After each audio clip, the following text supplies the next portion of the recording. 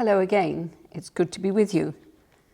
Last time we were looking at the post-resurrection appearance of Jesus to Mary Magdalene. And now we're going to look at events later in the day.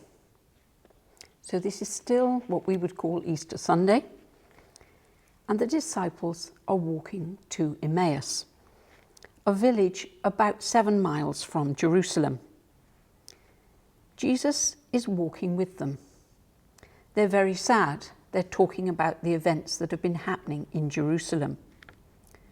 Jesus appears not to know anything about it, and they're surprised, and they tell him what's happened. They don't recognize him, but he does say that these events were prophesied long ago in the Old Testament. When they arrive at Emmaus, Jesus wants to walk on, but they say, "It's getting dark. Why don't you come in, have a meal with us, stay with us?" So he does. He sits with them, breaks bread, and at that moment they recognize their risen Lord. And then he vanishes. We're going to look at 2 very different paintings today, and the first was painted a very long time ago. This is 1308, painted by Duccio. The disciple is named as Cleopas, and usually artists depict 2 men. Actually, the Greek is ambiguous here, and it could well have been Cleopas and his wife walking together who offer hospitality.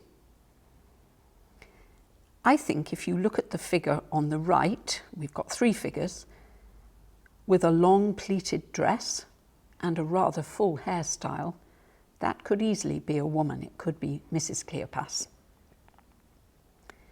And then we have Cleopas, and then we have Jesus. Jesus is depicted as a pilgrim. He has a knapsack on his back, a pilgrim's hat, and furry clothes to keep him warm. And they are just at the moment of arriving at Emmaus. But the way Duccio has portrayed this is not a small village. This is a fortified city with crenellated walls. It has an imposing gateway.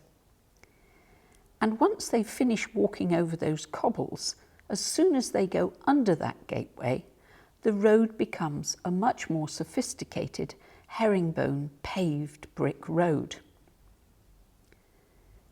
Duccio was from Siena, near Florence, and if you know Siena, you will recognize that it's a walled city with gateways and towers and much more sophisticated roads.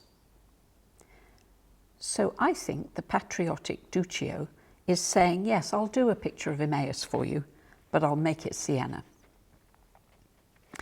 Duccio had been commissioned to do a huge painting for Siena Cathedral, and we can see part of it in the Uffizi Gallery in Florence.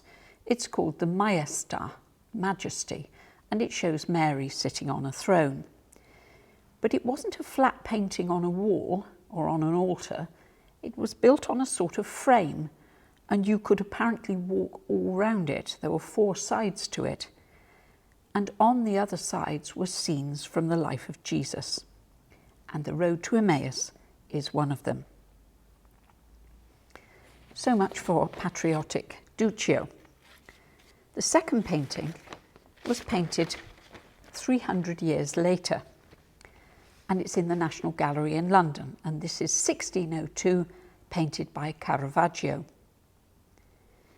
Caravaggio loves moments of high drama, and so he has chosen the most dramatic moment in the story, where Jesus breaks bread and is recognized by the disciples.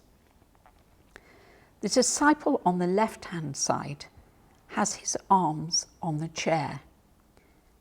He's just about to push himself up. He's about to leap up. He's amazed as he realizes that this is the risen Christ. On the right-hand side, the disciple spreads his arms out in astonishment. He can't believe it. And of course, he takes the shape of the cross. We also have an innkeeper on the far left. He's not mentioned in the New Testament accounts, but the Renaissance artists often put him in. They like to include the reaction of ordinary people, particularly Caravaggio. He is in the shadows. He hasn't yet realised the truth. He's interested, he's looking at Jesus, he's curious, but he doesn't know who he is.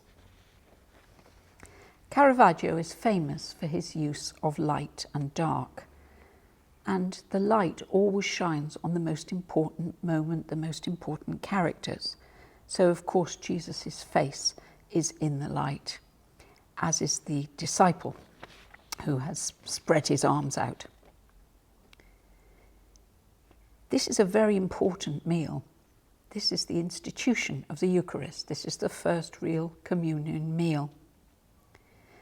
And Jesus is shown as a very young Jesus. Caravaggio has not given him a beard, quite deliberately. On the fourth side of the painting, we have a wonderful still life, a bowl of fruit, and it's balanced precariously on the edge of the table. We feel we want to go and stop it from falling. We want to just push it back onto the table. And this is a very clever way that Caravaggio has included us in the painting. We're on the fourth side, looking in at what's happening. So what can we learn from these two beautiful paintings? Cleopas, and I believe his wife, opened their home to Jesus. And this reminds us of the importance of hospitality. Of course, in a time of pandemic, it's been very difficult for us to open our homes. And how wonderful it is now that we can have friends and family to come and eat with us.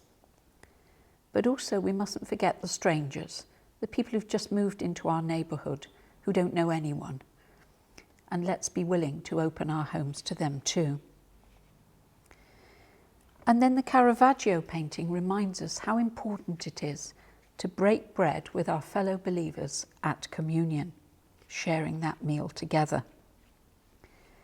I love the story of the road to Emmaus. In fact, I'd say it's my favourite of the episodes that happen in the life of Jesus. He was walking with those disciples all the way from Jerusalem for 7 miles, talking to them, discussing the events that had happened there. And they had no idea who it was. They were distressed. They were suffering grief. But they didn't know that the great Comforter was walking with them until he broke bread.